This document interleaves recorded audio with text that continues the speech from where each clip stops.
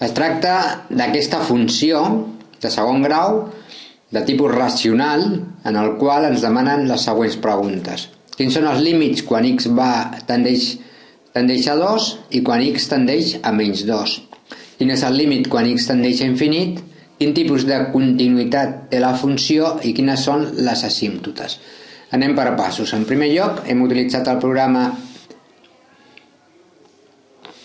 GeoGebra per representar les funcions. Com podem veure, en el punt 5, segons el diagrama que hem obtingut, quan x val 5 hi ha una asímptota, al qual se van apropant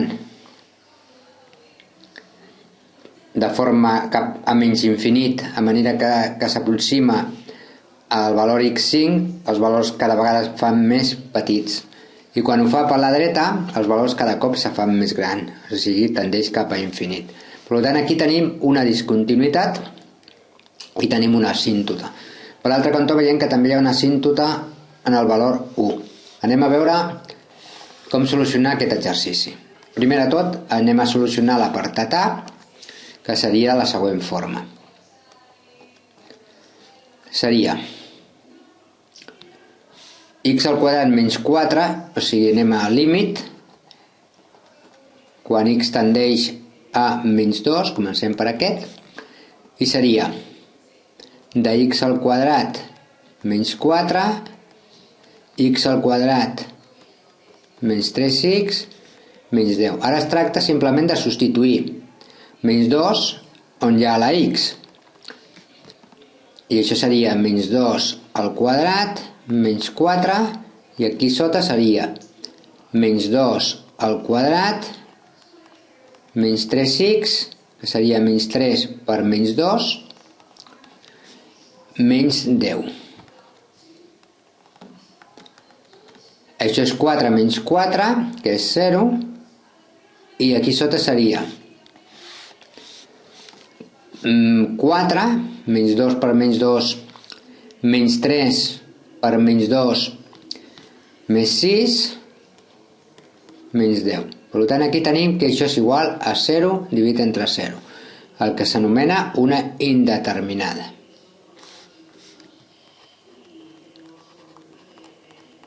Indeterminada. I per tant hem de veure si aquesta indeterminada la podem d'alguna manera trobar un valor al que tendeix al límit, si és una discontinuïtat evitable. Per fer-ho, mirarem a veure si podem factoritzar. Si ens hi fixem a dalt, és x al quadrat menys 4, i això es pot expressar com x menys 2 per x més 2. A la part de sota, si apliquem Ruffini, que ho farem aquí baix, apliquem Ruffini per veure si podem trobar les arrels, o bé apliquem la fórmula menys b, però anem a fer per Ruffini.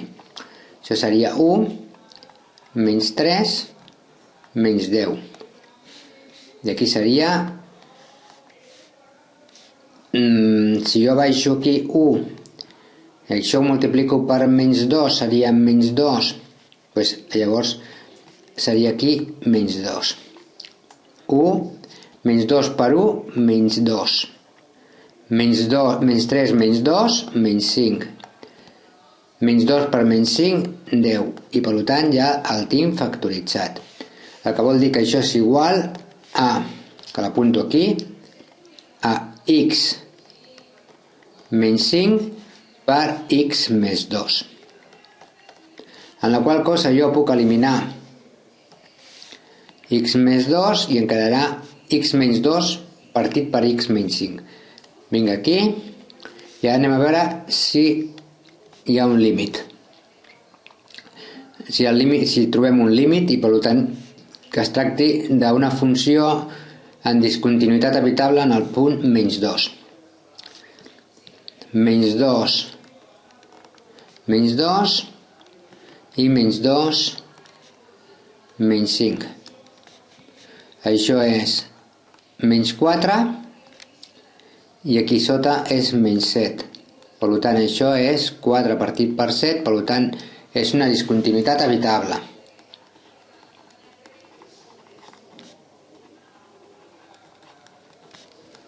Evitable. Tal com sabeu, en la gràfica, el punt menys 2, que és aquest d'aquí, el resultat és menys 2, 0,57, 14. Per tant, anem a veure si això és veritat. 4 dividit entre 7. Agafem la calculadora. A veure si ho hem fet bé.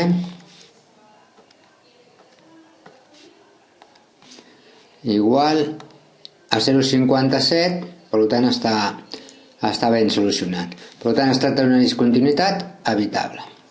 No hi ha discontinuïtat.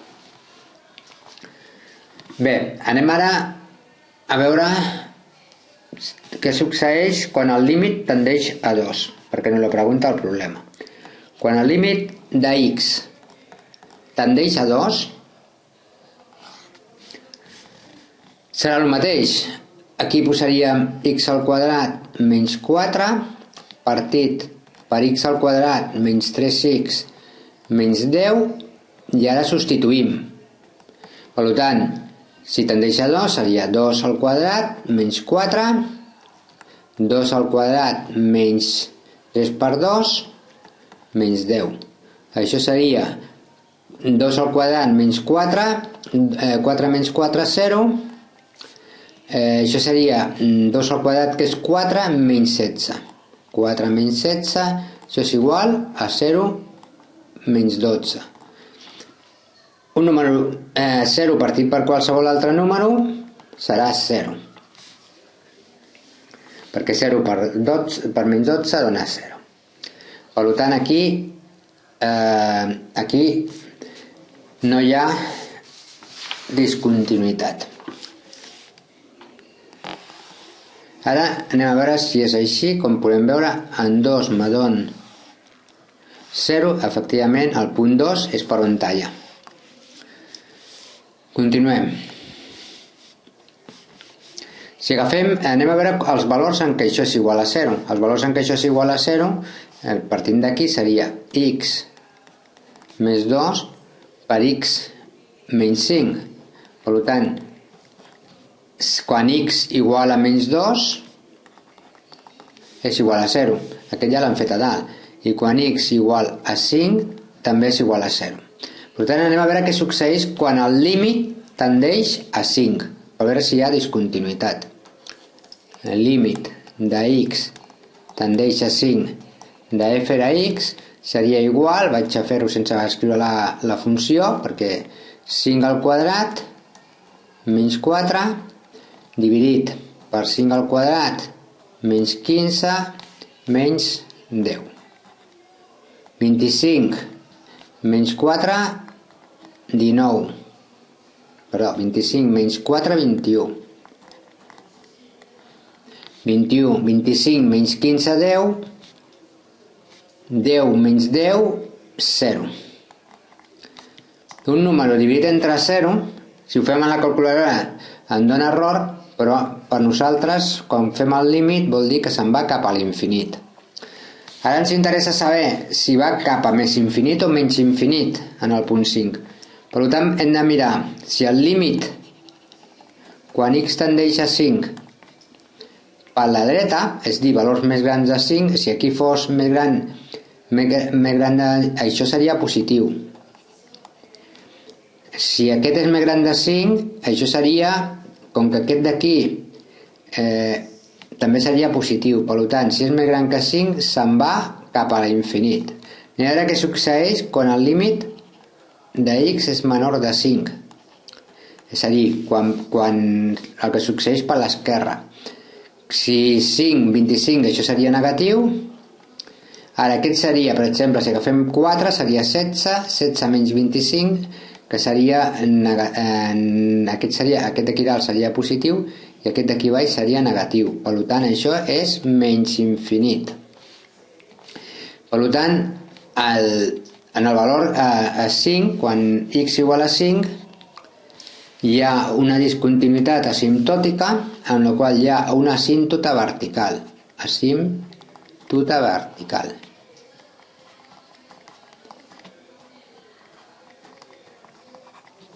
X igual a 5. Anem a veure què succeeix quan el límit, a l'apartat B, quan el límit de x tendeix cap a l'infinit. Anem a respondre al B. Límit de x tendeix cap a l'infinit, de f a x. Aquest tipus d'exercicis substituïm per infinit, posem l'equació aquesta d'aquí, aquesta seria infinit menys 4, infinit menys infinit menys 10. Per solucionar agafem els que tenen el major exponent i seria x al quadrat partir per x al quadrat. Això és igual a 1. Per tant, hi ha quan tendeix a infinit hi ha una discontinuïtat en 1. Hi ha una asímptota horitzontal.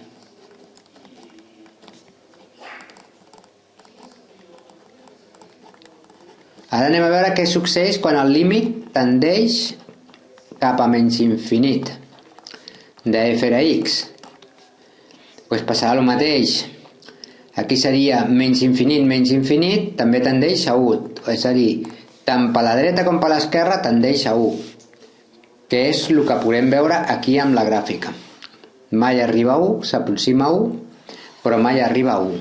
Per tant, tenim una asímptota horitzontal en i igual a 1. I igual a 1, hi ha una asímptota horitzontal.